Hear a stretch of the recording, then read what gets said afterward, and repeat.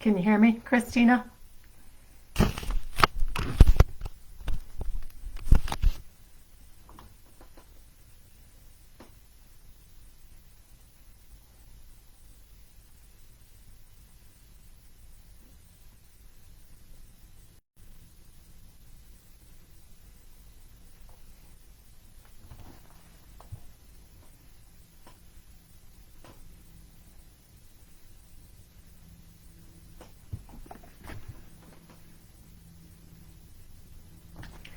Hey, Natalie, how are you? All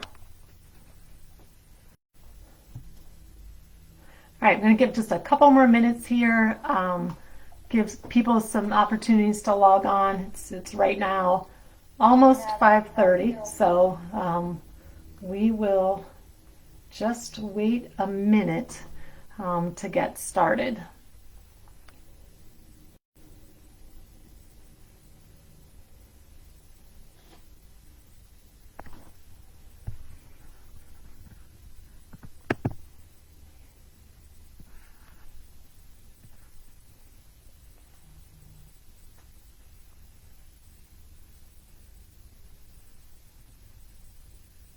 All right, we got about 40 people on, so I'm going to go ahead and get started just to try to be respectful of everyone's time tonight, especially on this nice night that we know we don't get too many of these in Northeast Ohio, and we know the weather's going to change, so I want everybody to be able to enjoy it while they can. So I want to thank everyone who's joined us tonight. So I've been doing these coffee and conversation Facebook Live sessions throughout the year. These sessions give me the chance to interact live with many of you, update you what's happening around the district, and then answer any questions that you might have for me. It was suggested to me that I do one of these in the evening. I did coffee and conversation last year prior to COVID, did them in person, did an evening one in person too, so figured it was a good opportunity also to do one at night just to give people who are busy through the day the opportunity to log on and experience the same thing that everybody gets to see during the day. So before I begin to address some of the topics that were submitted to me prior to today's conversation, just a few important things. If you have questions today, if you weren't able to put any submit any questions on the form prior to tonight, please go ahead and put them in the chat. I do have some of our admins on tonight too, and they're going to answer some of those for you that they can. I will peek at them every once in a while to see if there's anything that I need to answer, and we'll try to get everybody's questions answered before we log off here tonight. I'm going to do my best to keep this session to about 45 minutes. It may be less. But again, want to be respectful of your time, but also give you the opportunity to ask questions if you have them. So I want to start off just a few updates from the district. So there's been a lot of talk out there about extended learning plans. Back in February, the governor announced that schools have to prepare and submit a plan on how we're going to help our students advance and make up for learning that was either lost or delayed as a result of the pandemic. He indicated that the plan must be prepared and presented to our school community and shared with the General Assembly by April 1st, which is next Thursday. So our team has been working on that. We have subgroups throughout the district, an elementary, a middle school, a high school subgroup, and then we also have a subgroup that's looking at our social and emotional needs for the district too.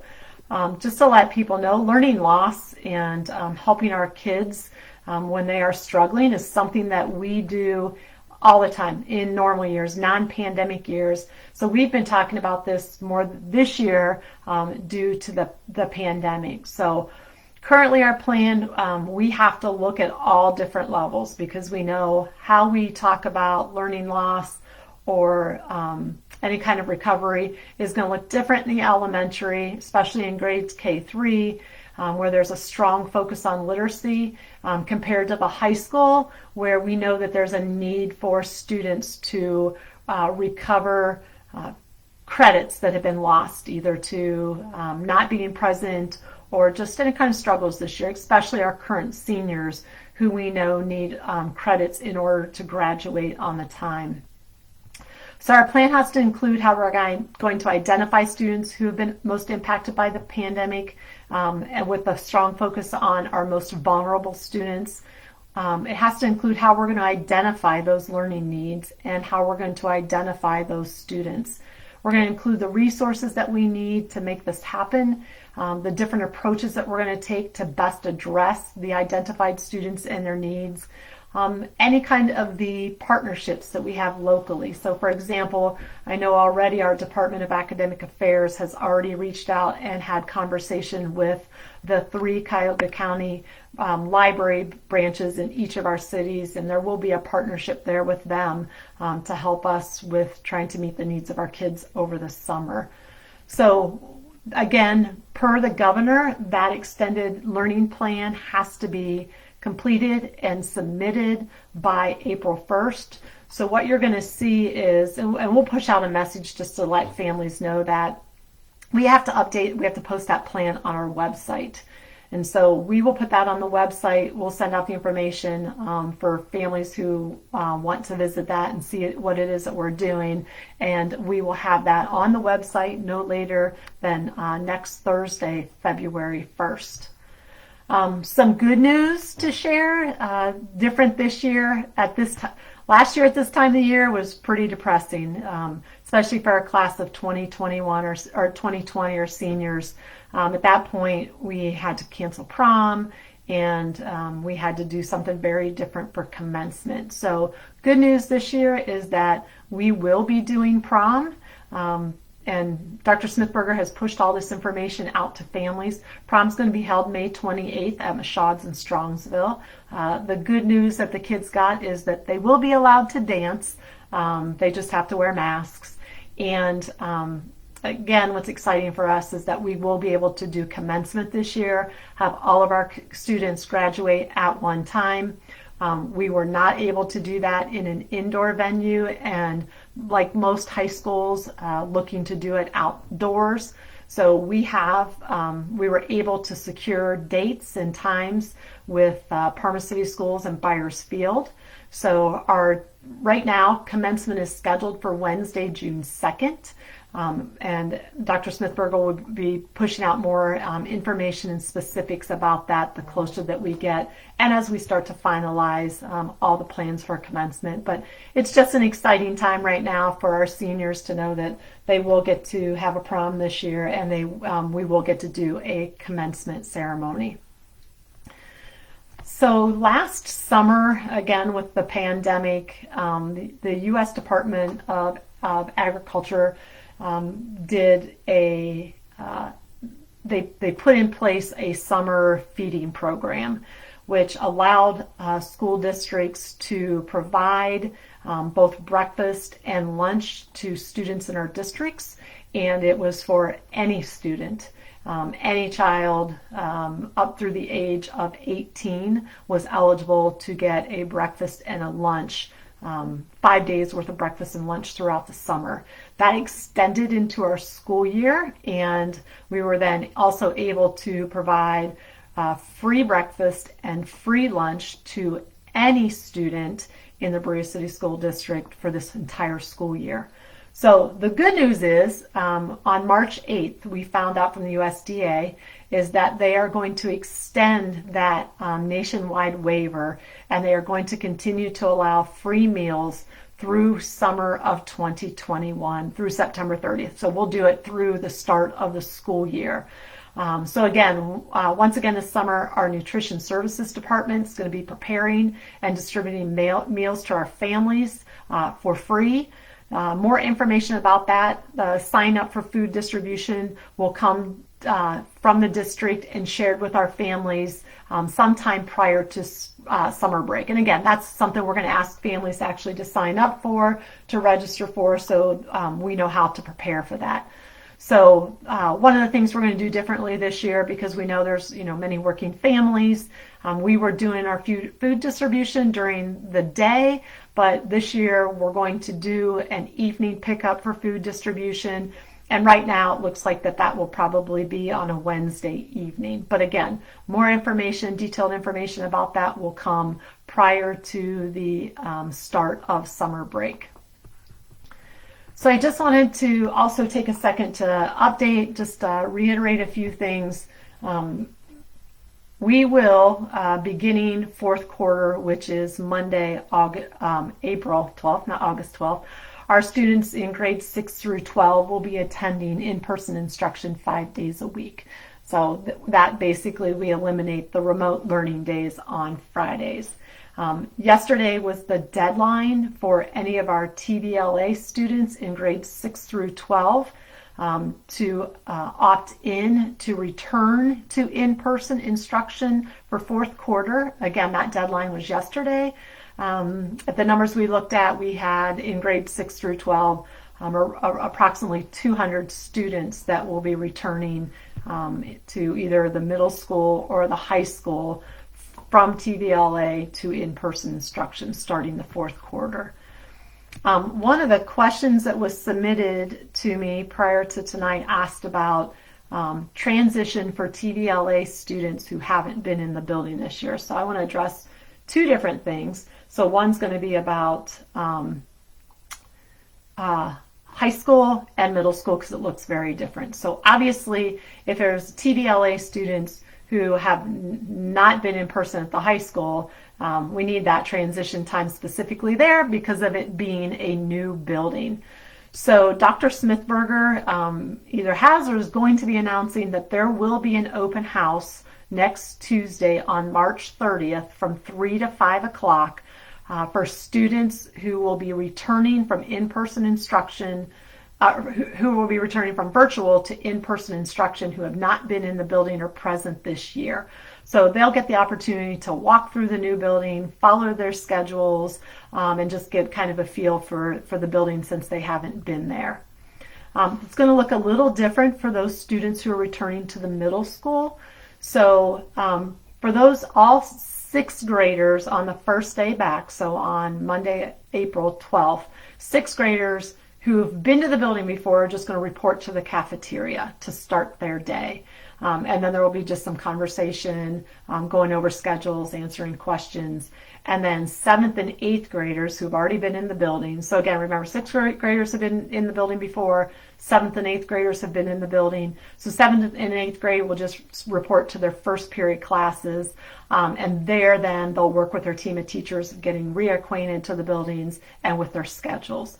In the middle school, if there are any students who are returning to in-person instruction and are new to the district, a guidance counselor is going to be reaching out to families, or families don't hesitate to reach out to the school or to your guidance counselor to get some details and information about April 12th. Because we do know that if we have 6 through 12 students who've never been in the building, that's going to be obviously something new to them, so some information will be shared with that. So I know Mr. DeSenza is going to put the details of all of that information for the returning TVLA students in his upcoming newsletter. So tonight, I think, went home an email to our families in grades K through 5. So on March 19th, and I think the one thing that we have said all year, the one thing that we know that we can be certain about for this school year when we started back in July, in August, and since we've moved forward, is the one thing that has been constant and consistent is that we know that there's always going to be change. So on March 19th, the CDC updated their guidance for schools with regard to the preventing of the transmission of COVID. So their information focuses on schools providing in-person instruction based on prioritizing 2 prevention strategies. Those are universal and correct use of masks should be required, and that physical distancing should be maximized to the greatest extent possible. So CDC guidelines all along were, their greatest extent possible was 6 feet. And obviously as a district, when we made the decision to return back to in-person instruction, the one thing that we knew is that to return to in-person instruction, if we had to stay at 6 feet, we knew we would never be able to bring our students back. So there was differences between the CDC and the American Association of Pediatrics, where they had indicated that 3 feet of physical distancing was sufficient. So the CDC has changed their guidance to say that it is okay for school districts to, their revised recommendation is that it reflects physical distancing of at least 3 feet. So we are currently doing that. The other recommendation then that they made is the recommendation to remove physical barriers. So in our case, we're talking about the desk shields. And if you remember, when we made the decision to come back, again, change happens. So one of the things that we had said to families was, in order to come back, minimum 3 feet of physical distancing, and then that we would also provide desk shields for students. Soon after we made that decision, their guidance changed with regards to 3 feet, masks, and that the quarantine guidelines, and that we would no longer have to quarantine our students as long as they were at least 3 feet away from each other and that they wore masks. So when we went to bring our students in grades 6 through 12 back, we did not provide them with physical barriers because of that change in the quarantine guidelines. So again, change. So based on that latest recommendation from the CDC regarding the physical barriers, I've made the decision, the district's made the decision that we're going to remove all the desk shields that were placed in the K-5 classrooms. And then there are some that are scattered in classrooms in grades 6 through 12. We are going to do that over spring break. So when the children return after spring break, their desk shields will not be in place. So in the email that goes out to families, it will tell you if you have any questions, concerns about our desk shields, just to make sure that you call your building principal. One thing that I can say is, since we've returned in January, and there's no difference. There has been no difference in what we've seen with the number of positive cases or quarantines from K-5, where they've had desk shields, compared to 6-12, where they don't have desk shields. So we've seen a significant decrease in the number of positive cases and quarantines in both our students and our staff. So that's been great. We've been really excited about that. I used the example that when we were prior to winter break, we were averaging on any given day, just for staff, and that's classified or certified staff, our teaching staff, we were averaging anywhere between 45 and 50 staff members who were out a day for either a quarantine, a positive case, or for our adults who were waiting to be tested. That has changed. I'll give you an example. As of today, I knock on wood, I almost hate to say it, but as of today we have nobody out on either quarantine or isolation due to COVID. The other piece of that too is that we were able to get about 70% of our staff did opt to be vaccinated. So that's a large portion of our staff who's also been vaccinated. So those are my updates, and I see there's lots of questions. So what I'm going to do, I had a couple questions that were submitted prior to tonight, so I want to answer those first. One was a question about, someone asked the question, why can't students use the bathroom in between classes? How long will this go on for? I'm pretty sure that's a question that was asked from a high school parent. I tried to find it today and wasn't able to exactly nail down if that was a high school parent or not. But if it came from the high school, one of the things is for parents to know, maybe they don't know this, is that currently, and I know it's going to change by a couple minutes potentially fourth quarter, but currently our students at the high school have 10 minutes of passing time in between classes. And that gives our students ample time to be able to go to the restroom, get from class to class, pick up anything that they need on the way. And so I know Dr. Smithberger, the staff at the high school, has highly recommended that students use that time to take a restroom break in transition. One, it cuts down on the loss of instructional time in classroom, and it just keeps our students in the classroom. So, but we do know that if there's an emergency, if there's a situation where students do have to use the restroom, Dr. Smithberg is not aware that anyone's being denied that opportunity. So if you ever have a question or concern about that, please feel free to reach out to your building, start with your guidance counselor, and see if they can help answer any questions that you have about that. Answer the question about TBLA students going back. And then the other question, I only had 4 submitted. So the other question was, are there plans to start Camp Nairobi back up for next year if COVID allows? So the good news is that we're crossing our fingers that that's going to happen. So Mr. Draves has been working very closely with a team of teachers and administrators to determine how we're going to proceed with Camp Nairobi. So he did send out a survey last week. Parents responded, and pretty much overwhelmingly, parents want their kids to have that camp experience, and we feel that that's important for our kids to have also. So he's finalizing those plans. I know that he just informed our board of the recommendations for that.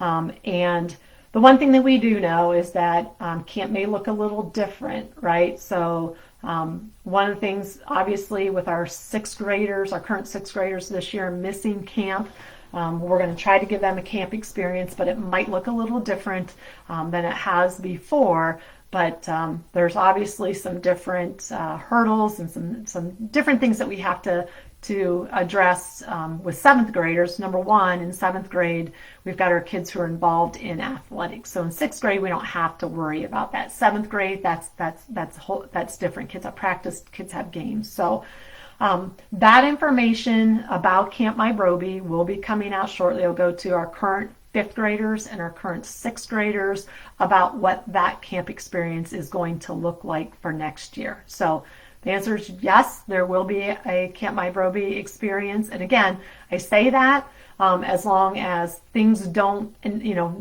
things stay the way that they are, progressing the way that they are with the virus. We feel like we will have a really good chance and opportunity to be able to provide that Camp Nairobi experience to our kids. So those were the questions that were submitted ahead of time. So I'm going to look. I know I've got some questions that are on here. A question says, why can't graduation be held at Finney Stadium? That was a financial decision. There was a significant cost associated with us being able to hold it at Finney, at no fault of Finney Stadium. There were just certain things that had to be done for us to have commencement there. So the district then did look for something else, and that was more financially feasible, and then something that was still close for families to be able to go to. Question is, can you give us an update about graduation tests? So last year, there was legislation that was passed that gives us the opportunity to substitute final grades, students passing a class, for end of course exams that maybe students haven't passed or they haven't had the opportunity to take. So again, to try to hold kids harmless in this time of the pandemic. So the things that were put in place last year are also being put in place again this year.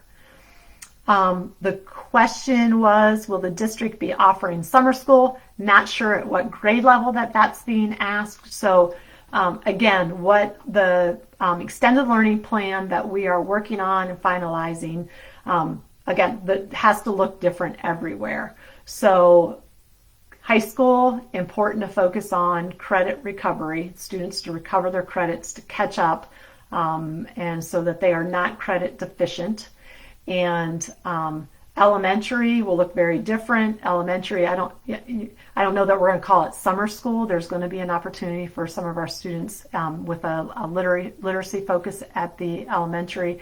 And then we're still finalizing what the plan's going to look like for the middle school. So, and we'll tell you this, the state of Ohio, I shared this in one of my presentations either earlier this year or last year.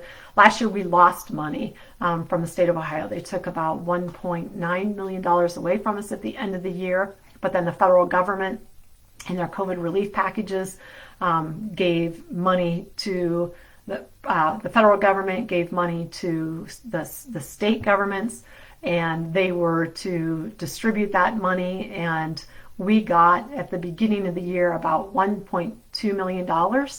And it's tied to certain things. We have to use it certain ways. It can't be put into our general fund to supplement our general fund. And we've used much of that money on, at the beginning, PPE, cleaning products, air filters. I mean, you name it. We did a lot with that. We also have right now, which will help us with whatever we do for summer school, or any of our elementary programs that we put in place, or middle school programs put in place. It's ESSER money, and that ESSER money, the second round of that, the district got about $4.2 million. And that money is for us to use to help close the gap, to help take care of meeting the needs of our kids and any of the learning gaps that our kids have experienced during the pandemic. So for example, if we will be doing some sort of summer school. What summer school would be like, if summer school's in person, the district's going to be providing transportation. Doing summer school, we will not charge families to take summer school classes. Again, we know we're in a pandemic. What we need to do right now is help our kids in any way to try to get caught up. So the good thing is, it's a good problem to have that we have money to be able to help our kids. The bad thing is that we're in the situation that we are in from the pandemic, that we've got a lot of things that we need to take care of and address to help meet the needs of our kids. So I'm looking, I want to see if there's any other questions I see on here. I've got different devices going on here for, somebody's putting them on a doc for me too, in case I'm missing anything.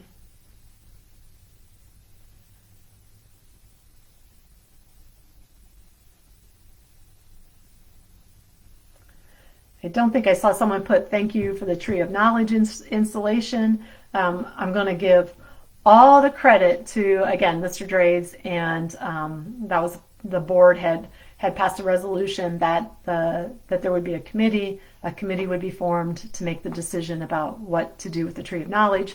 So Mr. Draves led that committee, and the recommendation was made at the last board meeting. Obviously, the tree is going to go on the high school. It will be on the entrance to our Performing Arts Center, it's a perfect place for it. It's going to be protected, so it's going to be a great place for the tree to be installed.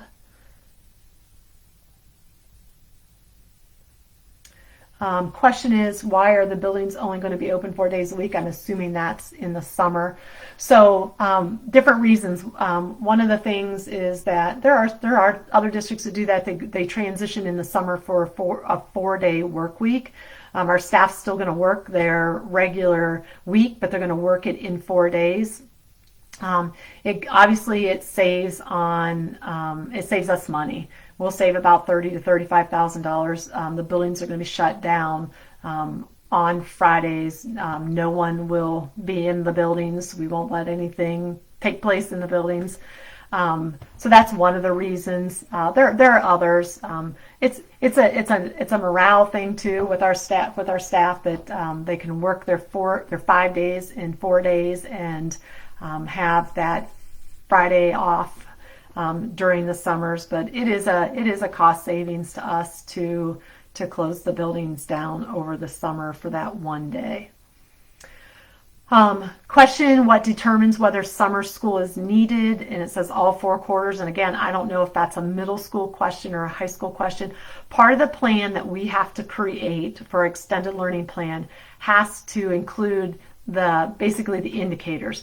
So when students need summer school, whether it's elementary, middle school, or high school, we're going to look at, there's different criteria that we will have established as the district to determine what students need it. High school, I will tell you, it will be solely based on credit recovery.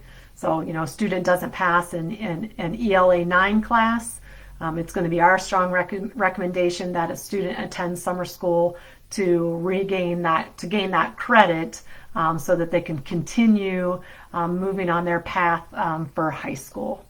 Also, then somebody put that it's actually a middle school question. So it's the same thing. We'll take a look at the middle school right now is working on and finalizing what we do and what we're going to offer. And if we offer it, then what is the criteria that we're going to use to determine what students need to be a part of any kind of summer programming that we put in place.